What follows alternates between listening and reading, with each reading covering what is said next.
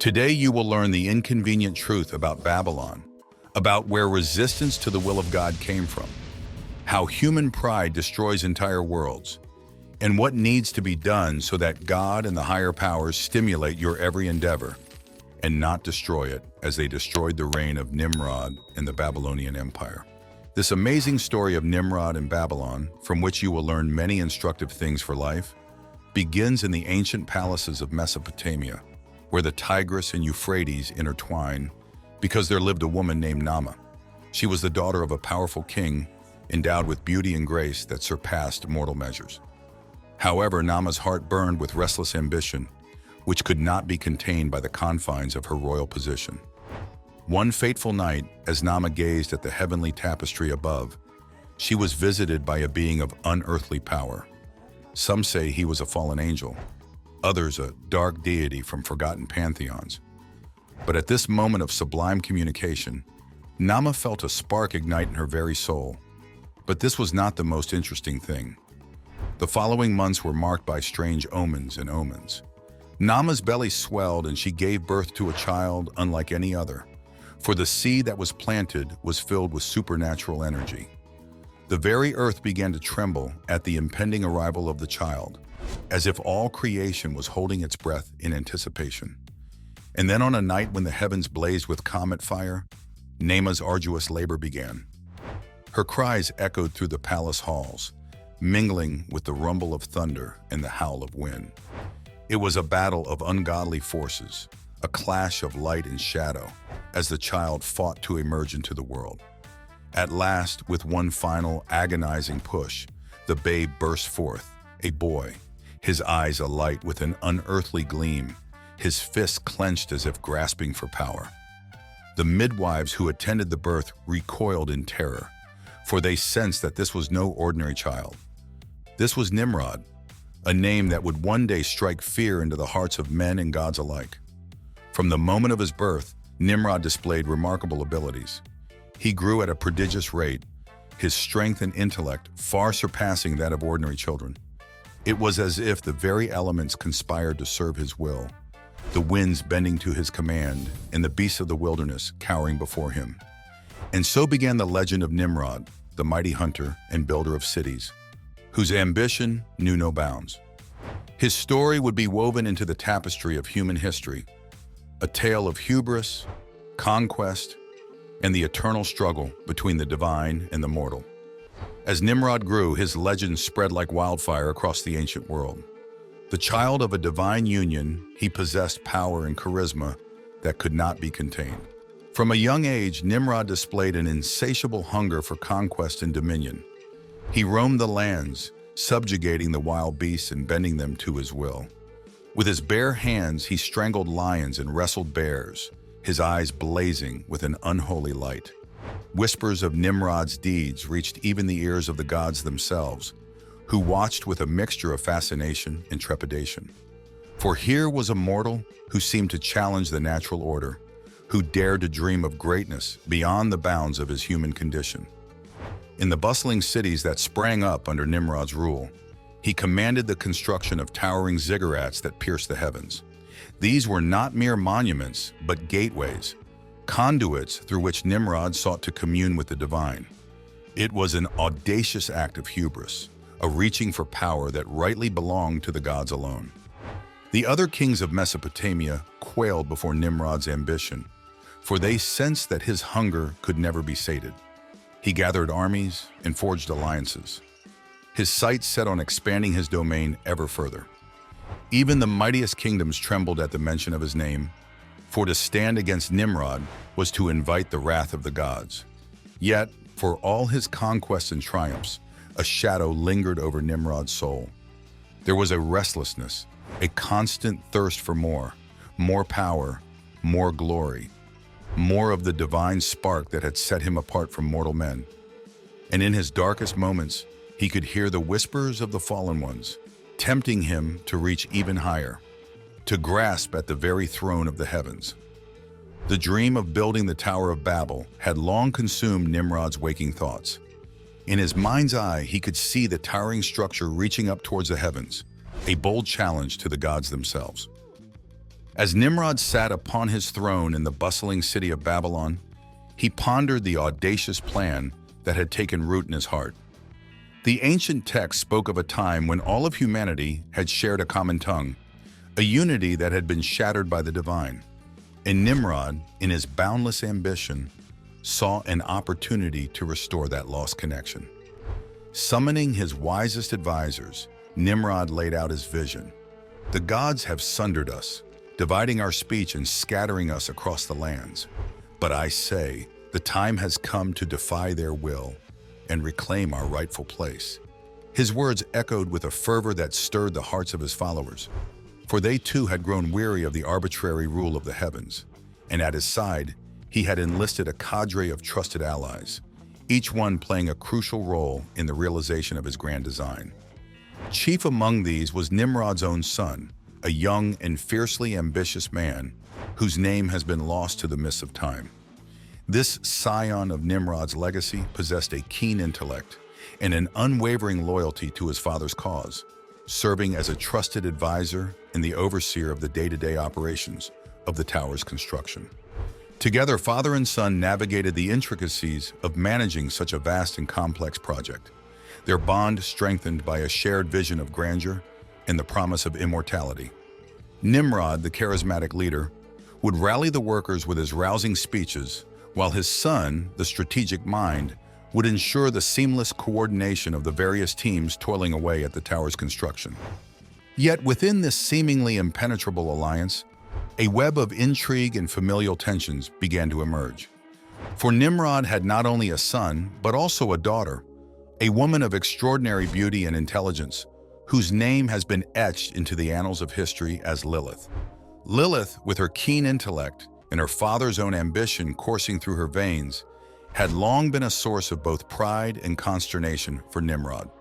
She had made her own mark on the project, devising innovative construction techniques and overseeing the procurement of materials, all the while wielding a subtle yet formidable influence over her father and brother. And so, with Nimrod's unwavering leadership, the construction of the Tower of Babel began. Vast legions of workers were conscripted, their labor fueled by a mixture of awe and terror at their king's command. Day and night, the sound of hammers and chisels echoed through the city as the towering structure slowly took shape. The initial stages of the project were marked by a frenetic energy as the workers toiled with fervent zeal, each brick and stone carefully laid to form the foundation of the structure. The sound of hammers and chisels echoed through the valley, a symphony of industry and ambition that seemed to reverberate with the very heartbeat of the earth. Nimrod oversaw every aspect of the project, his keen intellect and strategic mind ensuring that the construction progressed with unparalleled efficiency. He devised ingenious systems of pulleys and levers, harnessing the power of the elements to aid in the monumental task.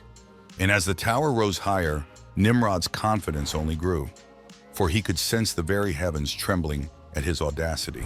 Yet, even as Babylon flourished under Nimrod's rule, a sense of unease began to creep through the city. The people, once united in their purpose, found themselves divided by a growing cacophony of tongues. Suspicion and discord replaced the harmony that had once reigned supreme. And as the tower rose ever higher, the dynamics within Nimrod's inner circle began to shift. Whispers of jealousy and resentment crept in, as Lilith's growing power and her perceived favoritism by their father threatened to drive a wedge between the siblings. The son, once the trusted lieutenant, found himself increasingly marginalized, his own ambitions eclipsed by the rapid ascent of his sister.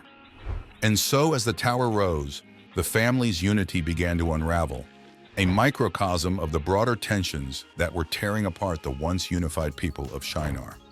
Nimrod, caught in the crossfire of his own family's rivalries, found himself grappling with the consequences of his own hubris, as the very foundations of his power began to crumble. But Nimrod, blinded by his ambition, refused to be deterred. He tightened his grip on his subjects, brooking no dissent or deviation from the grand plan. With an iron fist, he crushed any hint of rebellion, his authority reinforced by the awe-inspiring sight of the ever-rising Tower of Babel. Ultimately, the story of Nimrod's Babylon will serve as a cautionary tale, a stark reminder of the dangers of unchecked arrogance and the stupidity of mortals who dare to defy the will of the deity, but more on that later. As the Tower of Babel rose ever higher, Nimrod's ambition knew no bounds. He dreamed of ascendance, of breaching the barriers that separated the mortal realm from the divine. With each passing day, the structure grew taller, its spire seeming to pierce the very heavens themselves. Yet in the shadows, the gods looked on with growing unease. For Nimrod's hubris had not gone unnoticed, and the celestial powers began to stir, their patience wearing thin in the face of such audacious defiance. Then one fateful night, as the workers toiled away under the glow of torchlight, a great rumbling shook the foundations of Babylon. The earth trembled, and the skies above crackled with the power of the gods. Nimrod, standing at the base of the tower, felt a chill run down his spine, a premonition of the calamity to come.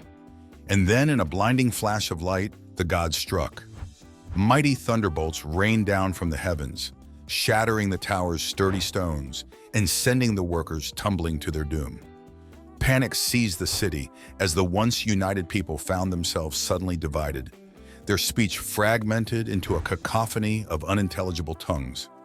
Nimrod, his grand vision shattered, could only watch in horror as his life's work crumbled before his eyes.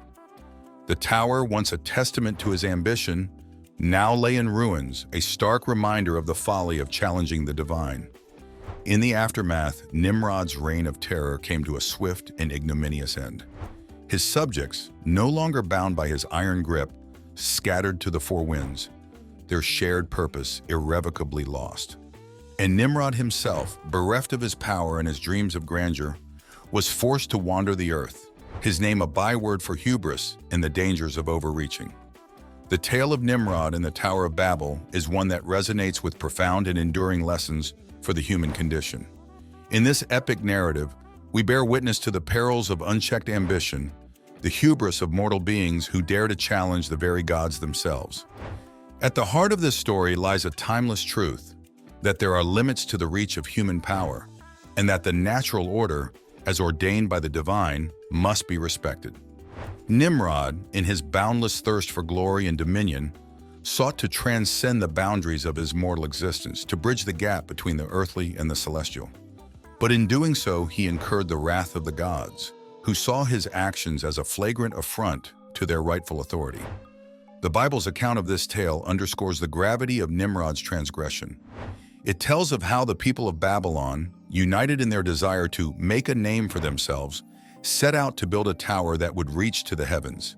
This act of defiance, this reaching for the divine, was viewed by the Almighty as an unacceptable challenge to his supremacy.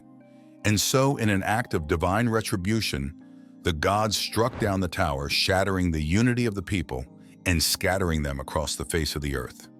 The lesson here is clear.